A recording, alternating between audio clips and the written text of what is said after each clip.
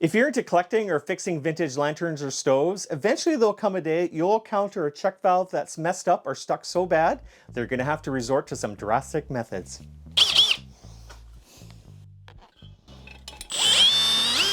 Thanks for clicking in this video. My name is Mike. Welcome to my shop. I like to collect and restore vintage Coleman lanterns. In this video, I'm going to show you how to deal with those pesky check valves that just won't come out, what tools you need to remove them, and the process to do that.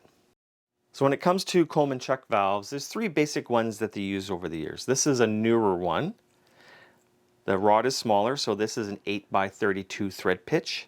And of course it has a smaller hole, and inside this check valve is a ball that moves back and forth.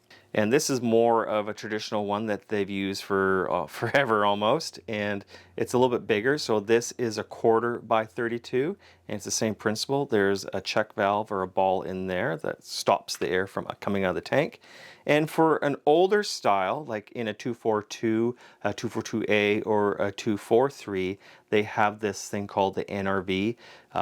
It has no air stem and there's no ball in there. There's just a spring with a little rubber stopper called a pip, and whenever there's pressure on it, it moves backwards and stops the air from escaping. Now these are kind of finicky, and when they get corroded, they get really difficult to get out. This is where lies the problem. Sometimes you will get a lantern that a previous owner has worked on, and they don't have a check valve removal tool like this, or they don't have a special tool like this that fits perfectly in this groove, and they go ahead and they try to remove it with like a big screwdriver like this, or one of these impact drivers as well. And how these work is when you apply pressure, it rotates back. The issue here is that at times they could be too aggressive and they can screw up this groove in here, or they could actually damage the threads where this will not screw in anymore. And furthermore, for these ones, they could actually break it right off, the actual brass stang, and snap it right off to a point where you can't get this out at all. So this is where you have to use evasive method. So the evasive measure I'm talking about is using an easy out. Now there's different types of easy outs. So we'll get other ones that use a type of a socket bit to get it out as well. And you can take a look at right here. So those will also work. So basically an easy out has a cutting thread that is in reverse operation. So as you are pulling it out in a counterclockwise direction, this is diving itself deeper into the check valve in order for it to grab better, and so you can pull it out. Now for your more modern, newer check valve with the 832, you can use a 2 or number 3. And for the more common older style, which is a 1/4x32, you need to use a number 4. So basically it goes in there, and as you are twisting it out, it's driving itself in deeper. The issue here is that if you're going to use this method, your check valve is going to be ruined. It's probably ruined anyway, so you're going to have to get a new check valve.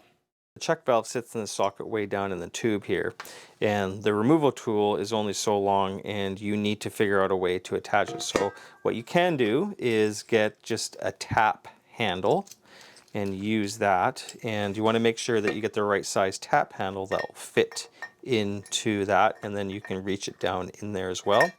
Another option is to get something like this. So this is just a socket with an extension and a special socket that will fit that, and then again you can get in there and you can pull it out. Just as a reminder, if you use an easy out to remove a check valve, it will ruin the check valve. You will need to find a new check valve. You could easily find some donor lanterns and harvest check valves, or you could go old Coleman parts here. They have a selection of OE stuff and of course some reproduction stuff as well. What inspired me to do this video is this early 242 that I picked up. It has one of those old NRV check valves in it, and it looks like the previous owner did a pretty good job of butchering up the check valve, trying to get it out. I suspect that it's corroded in place pretty good, and they pretty much gave up on it, and that's kind of how I got this. So with the NRV, it doesn't have a valve stem, so what we'll have to do is we'll have to drill this out and then use the easy out. I'm going to be using a number 3 easy out, and that corresponds with a 5/32 drill bit. Now the problem with small drill bits, they don't actually come very long. They're usually really short, so you can get something like this and get this one of these little adapters that plug in there and you can use a drill. I actually found an extra long drill bit at a specialty hardware place. We will soak it for a little while like overnight to kind of loosen up all the corrosion, which I've done already. And then we'll go in and we will drill out the middle of the NRV valve through that hole. And then once the hole is about 1/2 inch down, we will take our removal tool and we'll twist it out.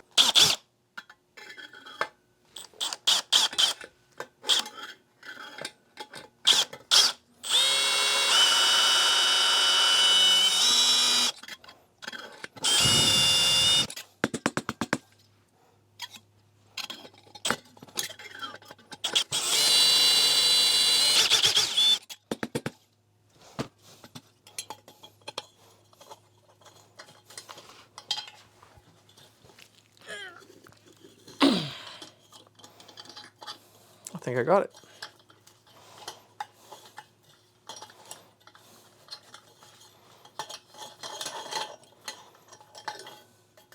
Ta-da!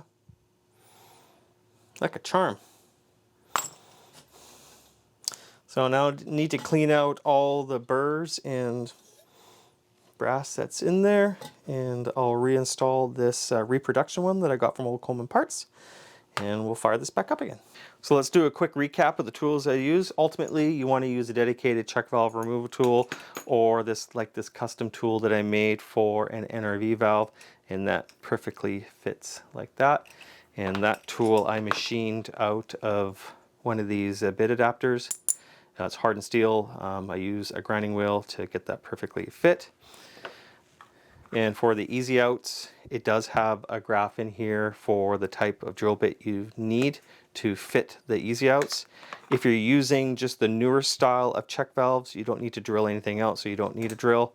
Ultimately, if you're going to work on one of these NRVs, you will need a long drill bit to get in there to drill it out. We're going to need some liquid wrench to kind of soak it to get all the corrosion done. And if you need to get a tap handle, make sure that this tap handle will fit down the pump tube. And basically this is a 3/4 inch chuck there.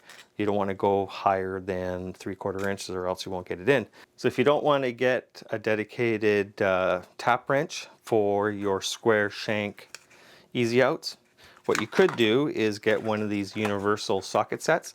So these are very interesting socket bits, and what they do is they will fit any type of bolt head. And with these easy outs being a square shank, you could get this funky looking socket. Use a proper ratchet like that, and it will slide in perfectly for this square shank easy out. Hope you found this video informative and it helps you fix your Coleman stove or lantern. If you have any questions or concerns, please leave a comment below and I will answer it. If you like this type of video, please have a look at my Coleman playlist for other videos like this. Once again, thanks for watching, and I'll see you in the next video.